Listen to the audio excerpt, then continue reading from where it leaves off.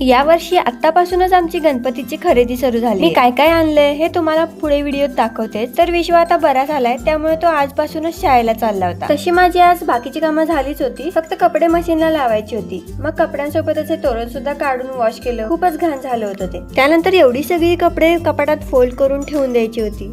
सगळी कपडे छान फोल्ड करून कपाटात ठेवून घेतली आणि हे सुद्धा काम माझं हा फरसाणा खातच चालू होतं। फरसाणा खाताना माझी काहीतरी गोड खाण्याची इच्छा झाली होती। मग काय विश्वचं चॉकलेट घेतलं होतं। मला माहिती आहे तो स्कूल मधून आल्यावर मला विचारणार आहे माझं चॉकलेट कुठे गेले, आणि तरी सुद्धा मी हे खाल्लं होतं। आणि आज मला मरगुबाईच्या मंदिरात जायचं होतं दही भाताचा नैवेद्य द्यायला, आणि ते पण श्रावण सुरू होण्याच्या आत। असं म्हणतात की मरगुबाईला नैवेद्य दिल्याने मुलं आजारी पडत नाही, आणि म्हणूनच आज मी इथे आले। छान देवीचा आशीर्वाद घेतला आणि मग घरी जाता काहीतरी खाऊन जाऊया म्हणलं। खाऊ गल्लीत एक नवीन स्टॉल आला होता। इथे कॅफे मध्ये मिळणाऱ्या सगळ्या वस्तू कमी दरात मिळतात। मग म्हणलं आपण पण ट्राय करूया। आणि आज सकाळपासूनच माझा डावा डोळा एकदम लाल लाल झालाय, सारखं डोळ्यातून पाणी येतंय। डोळे येण्याची सुरुवात दिसतीये, एक झालं की एक काही ना काहीतरी सुरूच झालंय। माझं जाऊ द्या, पण विश्व तरी आज खूपच खुश होता, कारण संध्याकाळी सुद्धा आम्हाला त्याच्या मित्राच्या बर्थडेला जायचं होतं आणि त्याच्यासाठी गिफ्ट सुद्धा घेतलं होतं। आणि गिफ्ट घेणाऱ्यापेक्षा देणाराच खुश होता। पण आम्ही जाऊपर्यंत बर्थडे झालेलाच होता, तरी सुद्धा आम्ही थोडा वेळ थांबलो आणि इथे गार्गीचं परी दीदी सोबत स्नॅप चालू होतं। चला आता तुम्हाला मी दाखवते मी गणपतीसाठी काय काय घेतले। तर हे पान